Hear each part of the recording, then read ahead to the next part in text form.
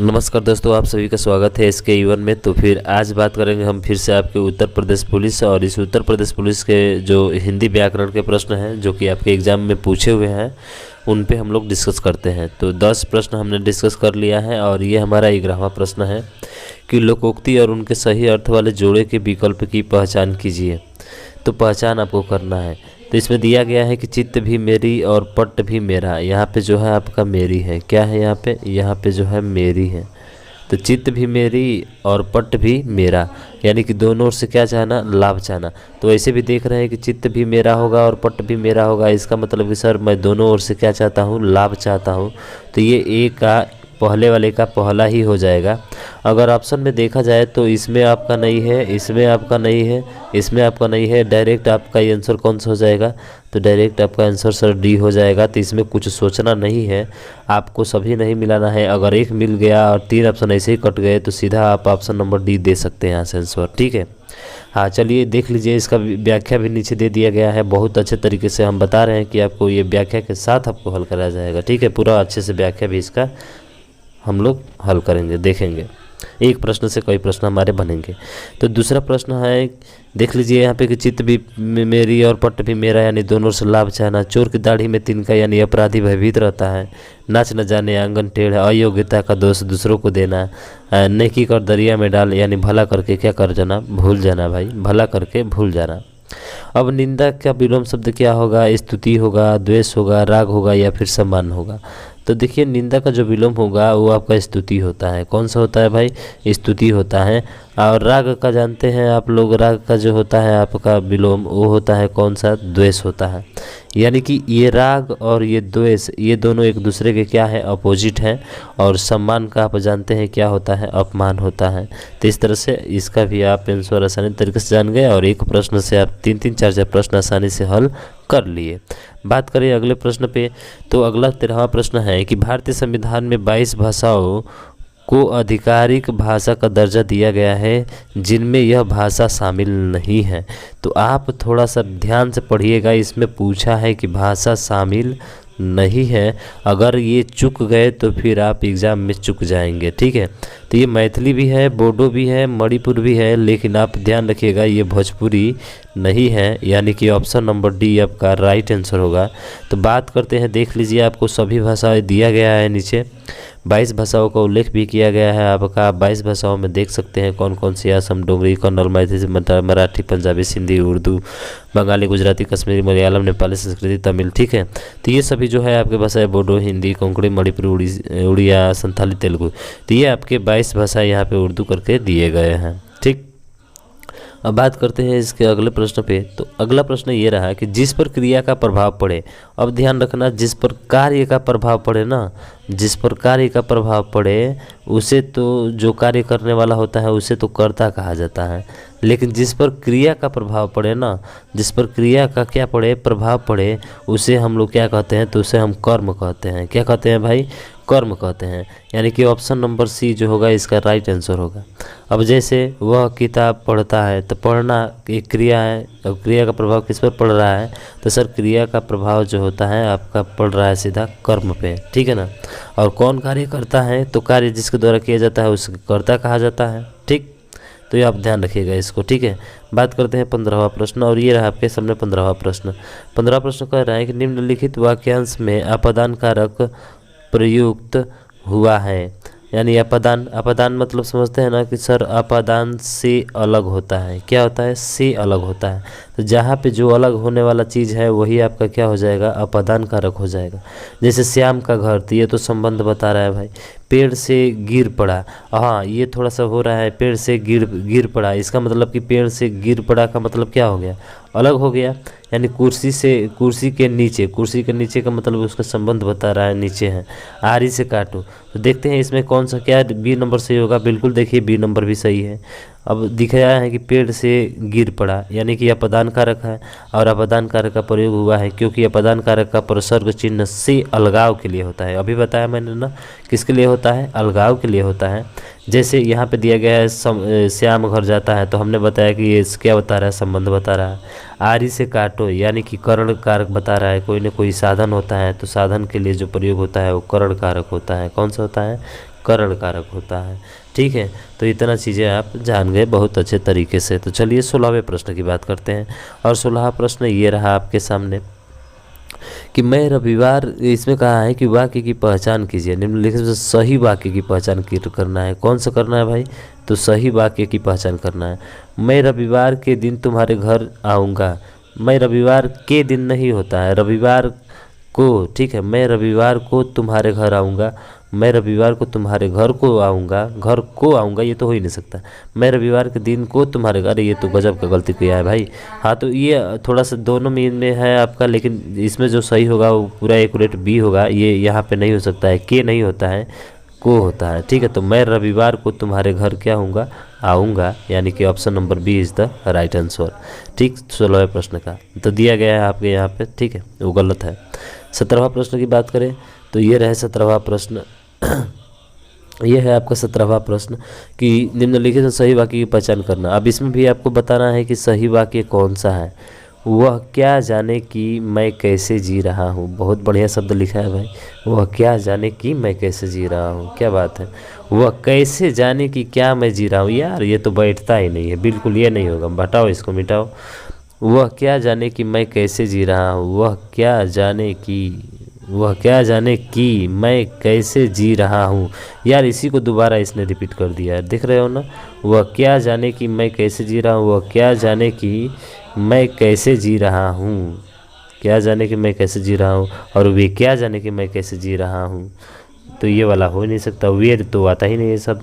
तो यही दोनों होगा, यानी कि इसमें अगर लिया जाए तो ध्यान रखिएगा। वह क्या जाने, वह क्या जाने, जाने। ठीक है, तो ये जाने में ये ऊपर जो बिंदु लगा है ये नहीं होता है, थोड़ा सा आपको यहाँ पे ध्यान देना होगा। ठीक है, ये वाला बिंदु, ठीक है ना। हाँ, तो ऑप्शन नंबर हमारा कौन सा सही होगा, ए सही होगा। देखने में तो लग रहे हैं कि दोनों भाई एकदम एक ही जैसे हैं, लेकिन ध्यान रखिएगा इस बिंदु के वजह से आपका थोड़ा सा गलती हो जाता है, और ये आपका क्या होता है, सही होता है। तो आप ऐसे ध्यान रखेंगे इसको। ठीक है, बड़ा बारीकी इसमें गलती किया हुआ है आपका। बात करें तो अगला प्रश्न है कि आपका जो है विरोधी पक्ष का वाक्यांश के लिए एक सार्थक शब्द कौन सा होगा। तो विरोधी पक्ष का वाक्यांश के लिए, विरोधी पक्ष का मतलब जानते हैं आप, अरे ऐसे भी चुनाव चलता है तो एक विपक्षी होता है और एक पक्षी होता है। तो इसका मतलब है कि सर विरोधी पक्ष को क्या कहा जाता है, तो सीधा सीधा जवाब आप बोलेंगे विपक्षी होता है। चलिए देख लीजिए इसका विश्लेषण, इसकी व्याख्या। तो विरोध पक्ष का सार्थक शब्द के लिए जो होता है विपक्षी होता है, और बाकी जो अन्य बचे देख लेते हैं उनके बारे में। तो अन्य अर्थों के लिए वाक्यांश निम्न है, जैसे कि पक्षपाती, यानी किसी एक का पक्ष लेने वाला, उसको क्या बोला जाता है, पक्षपाती कहा जाता है। और द्विपक्षी, आप जानते हैं दोनों पक्षों में पड़ने वाला द्विपक्षी होता है। क्या होता है, दोनों पक्षों में पड़ने वाला द्विपक्षी होता है। और पक्षघाती क्या होता है, किसी एक पक्ष में भाग लेने वाला, यानी किसी एक का पक्ष लेने वाला जो होता है वो आपका पक्षघाती होता है। ठीक, तो अगले बात करते हैं। मधुसत्व का संधि विच्छेद क्या होगा, बधुधन उत्सव होगा।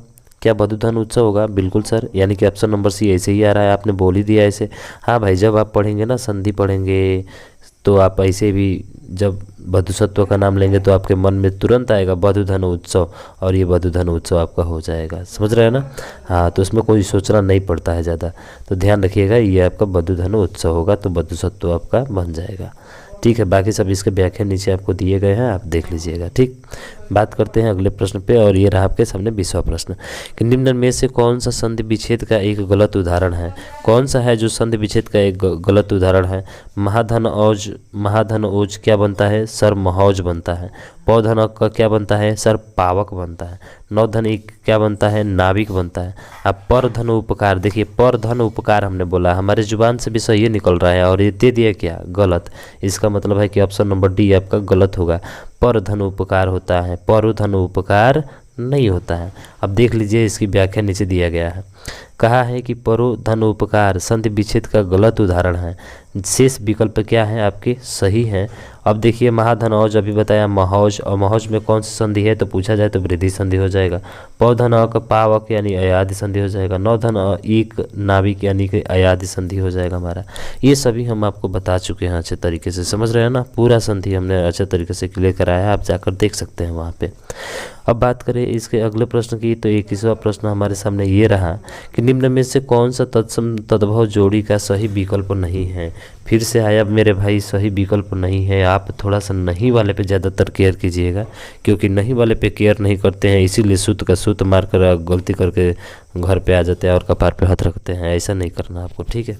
हाँ, सूत्र का क्या होता है? सूत्र होता है, हस्त का हाथ होता है, चक्र का गोला होता है। अच्छा बताइए, क्या चक्र का गोला होता है?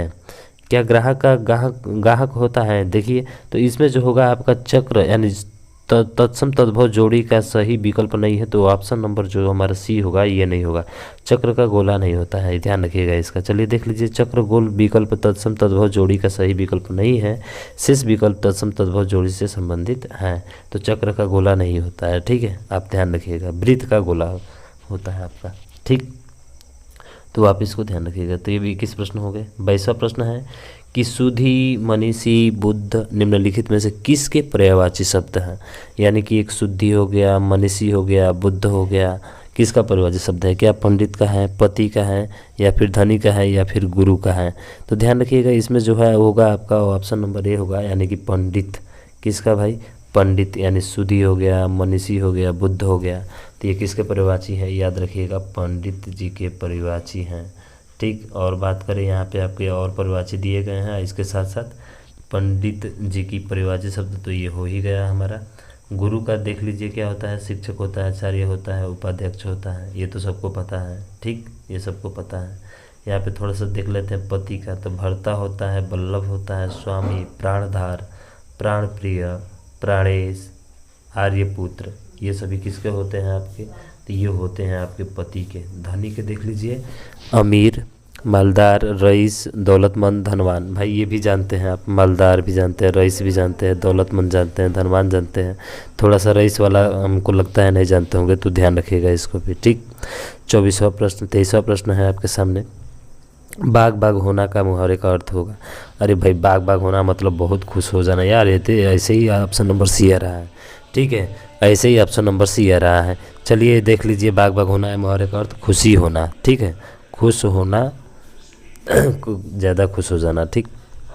बात करें अवधि बोली का अन्य नाम है। अवधि बोली का पूछा है कि अन्य नाम है क्या? कोसली है, बनाफरी है, मघेसी है, या बैगानी है? तो ध्यान रखिएगा, इसका जो ऑप्शन नंबर ए है वो आपका सही होगा। कौन सा? कोसली, यानी अवधि बोली का अन्य नाम कौन सा होता है? कोसली होता है, आप इसको ध्यान रखेंगे। 25वां प्रश्न है कि निम्न उपन्यासों में कौन सा मृदुला गर्ग द्वारा रचित नहीं है? तो मृदुला गर्ग द्वारा जो रचित कौन सी ऐसी जो कहानी है जो आपके रचित नहीं है, तो आप देख लीजिए वो कौन सा है। तो सर वो होगा बी नंबर, और बी नंबर क्या होगा? रुकेगी नहीं राधिका, रुकोगी नहीं राधिका, ये जो होगा आपका राइट आंसर होगा।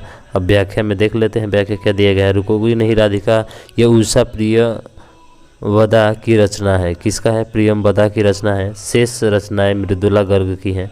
उसके हिस्से की धूप 1975, चित्त कोबरा, ठीक है, चित्त कोबरा 1979, और मैं 1984 में इसका दिया गया व्याख्या है, ठीक है।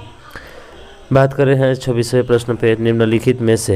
निम्नलिखित में से किस साहित्यकार को प्रेमचंद की कहानियों का कालक्रम अनुसार अध्ययन के लिए व्यास सम्मान प्रदान किया गया है? तो देख लेते हैं किसके प्रदान किया गया है।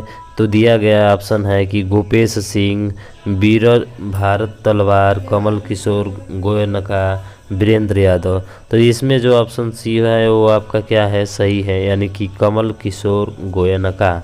यानी कि देखते हैं व्याख्या, तो कमल किशोर गोयनका जो है इनके द्वारा 2014 में प्रदान किया गया था। कितने में प्रदान किया गया था? तो 2014 में कमल किशोर गोयनका को 2014 में प्रदान किया गया था। कौन सा सम्मान? तो व्यास सम्मान। जानते हैं साहित्य के बाद से दूसरा जो स्थान आता है वो व्यास सम्मान का ही आता है, ठीक है ना। हाँ, 27वां प्रश्न बात करें तो निम्नलिखित में से कौन सा असुर का पर्यायवाची शब्द नहीं है? देखिए मेरे भाई, ये बार बार एग्जामिनर थोड़ा सा टैलेंटेड हो गया है, समझ रहे हो ना। टैलेंटेड तो है ही है भाई, कि वो थोड़ा ऐसा पूछता है कि लड़का यहीं तक पढ़े और गद्य निशिचर इसका मार कर आ जाए, बस कहानी खत्म हो जाएगा। तो असुर का पर्यायवाची शब्द नहीं है, कौन सा है? निशिचर है, राक्षस है, धनुष है, या महाकाय है? क्या लगता है आपको? महाकाय? हाँ सही बात है भाई, महाकाय ही हमारा आंसर होगा। धनुज, निशाचर और राक्षस ये सभी होते हैं, लेकिन महाकाय इसका जो है पर्यायवाची नहीं होता है, इसलिए हमारा ऑप्शन नंबर डी जो होगा राइट होगा। अब महाकाय असुर शब्द का पर्यायवाची नहीं है, महाकाय गणेश का पर्यायवाची है। एक और चीज़ पॉइंट में मिल गया आपका कि महाकाय किसका पर्यायवाची है, तो सर गणेश जी का पर्यायवाची है। ठीक है, बात करें 28वां प्रश्न, और ये रहा आपके सामने 28वां प्रश्न कि निम्नलिखित में से तद्भव शब्द कौन सा है। तद्भव जो संस्कृत से लिए गए सीधा सीधा ज्यों का त्यों ले लिए गए शब्द होते हैं वो तद्भव होते हैं, बाकी जो बचे वो तत्सम होते हैं। संस्कृत से आए हुए शब्द तत्सम और बाकी जो उसका हिंदी निकलता है वो तद्भव होता है। जैसे विकार हो गया, विकार मतलब होता है परिवर्तन। दंड हो गया, नींद हो गया, कोकिला हो गया। तो इसमें से कौन सा ऐसा है जो तद्भव है आपका? क्या नींद होगा आपका, क्या दंड होगा? तो देखिए आपका नींद होगा। क्या होगा? नींद। ये दंड आपका तत्सम है, विकार भी तत्सम है, कोकिला भी तत्सम है तो कौन सा? नींद आपका तद्भव है, इसको ध्यान रखेंगे। तो नींद सब तद्भव, शेष विकल्प तत्सम शब्द हैं। अब 26वां प्रश्न है हमारे सामने है नेक्स्ट प्रश्न कि इनमें से जो पहले कभी न हुआ हो, और जो पहले कभी न हुआ हो उक्त व्यक्त करने वाला कौन सा एक शब्द है? यानी व्यक्त करने वाला कौन सा एक शब्द है जो पहले कभी न हुआ हो? क्या वो अभूतपूर्व होगा, भूतपूर्व होगा, अद्वितीय होगा या अनादि होगा? तो देखिए थोड़ा सा कॉम्प्लिकेटेड प्रश्न है, तो ध्यान रखिएगा। इसका भूतपूर्व ऐसे भी देख लीजिए। अब भूतपूर्व तो नहीं कह सकते हैं, क्योंकि जो पहले कभी न हुआ हो, न हुआ की वजह से क्या हो गया? अ आ गया। अ का मतलब क्या होता है?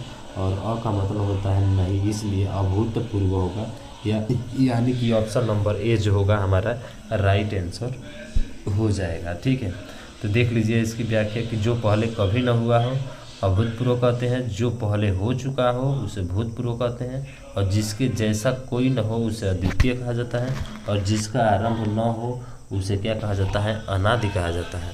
तो अनादि का मतलब होता है जिसका आरंभ न हुआ हो। ठीक, तो बात करें तीसरे प्रश्न। तीसरा प्रश्न ये है कि मार्तंड, अर्क, अंशुमाली निम्नलिखित में से किसके पर्यायवाची शब्द हैं? मार्तंड, अर्क, अंशुमाली। ठीक है, ये किसके पर्यायवाची हैं? अंशुमाली। तो मार्तंड आप जानते हैं सूर्य का ही होता है। क्या ये सही है? सूर्य का होता है, बिल्कुल सच, सूर्य का ही होता है, आप सही बोले हैं। मार्तंड, अर्क, अंशुमाली किसके पर्यायवाची हैं? तो आपके सूर्य का पर्यायवाची हैं। और देख लेते हैं इसकी व्याख्या में। तो व्याख्या में दिया गया है आपके कुछ और पर्यायवाची, जैसे कि चंद्र हो गया, चंद्र का चांद, हिमांशु, शशि, सारंग, निशाकर होता है, सुधाकर होता है। ठीक है, उसके बाद से रोशनी है, रोशनी का क्या होता है? प्रकाश, प्रभा, ज्योति होता है। ठीक है, ये ज्योति नहीं है, ज्योति है। उसके बाद से रेखा का क्या होता है? लकीर होता है। ठीक है ना? हाँ, तो याद रखिएगा इसको। अगला प्रश्न है कि मैं भंगी हूँ आत्मकथा के लेखक कौन है? मैं भंगी हूँ आत्मकथा के लेखक कौन है? क्या सूरज पाल चौहान है, भगवान दास है, मोहन दास नैमिष राय हैं, या ओम प्रकाश वाल्मीकि हैं? तो इसका जो जवाब होगा वो ऑप्शन नंबर सी होगा कि मैं भी हूँ आत्मकथा के लेखक भगवान दास हैं, जो 1981 में लिखे थे। ठीक है, बात करते हैं, यह हिंदी की पहली दलित आत्मकथा माना जाता है। ध्यान रखिएगा एक महत्वपूर्ण लाइन यहाँ से कि दलित आत्मकथा किसे माना जाता है? तो भगवान दास की कथा है मैं भंगी हूँ, ये दलित आत्मकथा मानी जाती हैं और ये पहली दलित आत्मकथा है। ठीक, 32वां प्रश्न है आपके सामने कि मलबे का मालिक कहानी के कहानीकार हैं। तो मलबे के मालिक कहानी के कहानीकार क्या? राजेंद्र यादव है, कमलेश्वर है, मोहन राकेश है, निर्मल वर्मा है। तो क्या इसका जवाब होगा? मोहन राकेश। हाँ, बिल्कुल सही। इसका जो जवाब होगा मोहन राकेश, यानी कि मलबे का मालिक कहानी के जो कहानीकार हैं वो है मोहन राकेश, और इनकी अन्य रचनाएं हैं अंडे के छिलके, काफ़ी प्रसिद्ध है, आधे अधूरे, याद रखिएगा इसको, आधे अधूरे, अंडे के छिलके, मोहन राकेश। और सबसे ज़्यादातर एग्जाम में आपके पूछे जाने वाला ये प्रश्न है। ठीक है, अब देखिए 33 से लेकर 37 तक आपको प्रश्न दिए गए हैं, इनको आपको पढ़कर बताना है। तो आप ऐसे पढ़ लीजिए और मेन पॉइंट पे ट्रिक लगा लीजिए इसका। ठीक है, आप वहाँ से इसको पकड़ सकते हैं। कह रहे कि हमारे यहाँ के विद्वान पुनर्जागरण पर ही इतना अधिक ध्यान देते हैं कि यदि हम उसे पढ़े तो अतीत के विशेषज्ञ में जानने की हमारी लालसा और बढ़ जाती है। यह अनुभव कराया गया है कि संपूर्ण भारत रामकृष्ण, विवेकानंद और दयानंद जैसे महापुरुषों की मंडली है। हम हमें यह भी अनुभव कराया गया है कि औरतों की 10 बहुत अच्छी थी। औरतों की 10 क्या थी? बहुत अच्छी थी और जातीय को प्राणघातक मान लिया गया था। इसके अलावा कुछ दूसरी चीज़ भी उस दौरान घटित हुई जिसके बारे में हम बता नहीं सकते। एक हिंदी भाषी प्रांतीय दयानंद को जूतों की माला से स्वागत किया गया था जब आर्य समाज और ब्रह्म समाज मौजूद था। कब? आर्य समाज और ब्रह्म समाज मौजूद था। उसी समय सनातन धर्म सभा, महाभारत सभा और भारत धर्म सभा भी स्थापित हुआ।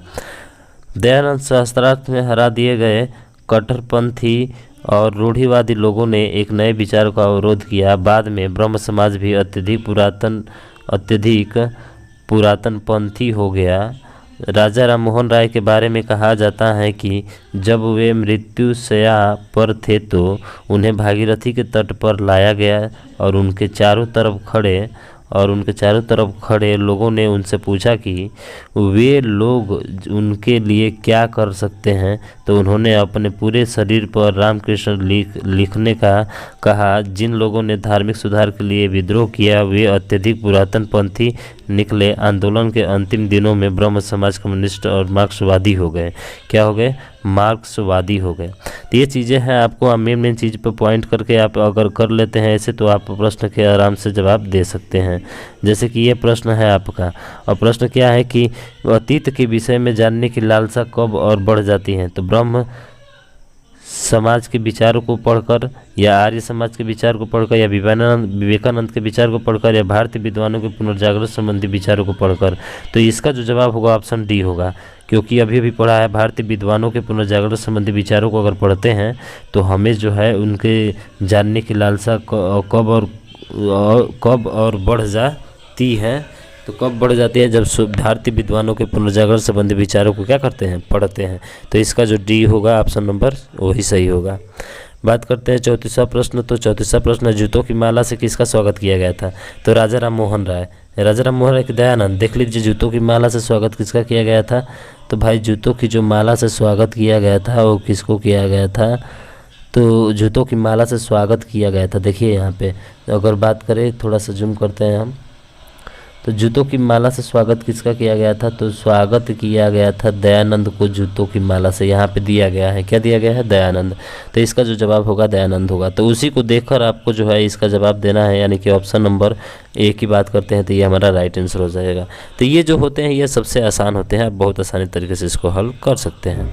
35वां प्रश्न है कि बाद में कौन सी संस्था अत्यधिक पुरातनपंथी हो गई थी? क्या सनातन धर्म सभा हो गया था, रामकृष्ण परमहंस मिशन हो गया था, ब्रह्म समाज या भारत धर्म सभा? तो देखिए जो इसका जो हमारा जवाब होगा वो 35वां का कौन सा होगा? तो सी होगा। यानी 35वें का सी का मतलब ये है कि सर ब्रह्म समाज था। कौन था सर? ब्रह्म समाज। बात करते हैं आपके 36वें प्रश्न। 36वां प्रश्न है कि ब्रह्म समाज के संदर्भ में सत्य कथन है। बाद में बहुत सारे ब्रह्म समाजी मार्क्सवादी हो गए थे। क्या ये सही होगा? या ब्रह्म समाज की स्थापना दयानंद सरस्वती ने किया था। बाद में ब्रह्म समाज के अत्यधिक पुरातनपंथी हो गया। अंतिम दिनों में ब्रह्म समाज अनुयायी धर्मार्थ हो गया। ध्यान रखिएगा, ये जो था आपका यहाँ पे, यह ऑप्शन नंबर बी ये नहीं था। ठीक है, इसके जो ब्रह्म समाज का स्थापना दयानंद सरस्वती ने नहीं किया था, ये कथन क्या है? सत्य है। ध्यान रखिए। 37वां और अंतिम प्रश्न है कि निम्न में से कौन सा विद्वान शास्त्रार्थ में हरा दिया गया था? तो ध्यान रखिएगा, दयानंद सरस्वती जो थे वो शास्त्रार्थ में क्या हो गए थे? हरा दिए गए थे। यानी ऑप्शन नंबर डी हमारा राइट आंसर होगा। तो मुझे आशा है कि ये चीज़ें आपको अच्छे तरीके से समझ में आई होगी। तो इस वीडियो को ज़्यादा से ज़्यादा शेयर कीजिएगा, क्योंकि अब एकदम भाई छोड़ना नहीं है। खूब प्रैक्टिस करेंगे हम लोग जीके, जीएस और ये रीजनिंग के प्रश्न जितने भी आते हैं हिंदी के, ठीक है ना। हाँ, तो आप ज़्यादा से ज़्यादा हमारे साथ जुड़िए और इस वीडियो को ज़्यादा से ज़्यादा शेयर कीजिए। आज के लिए बस।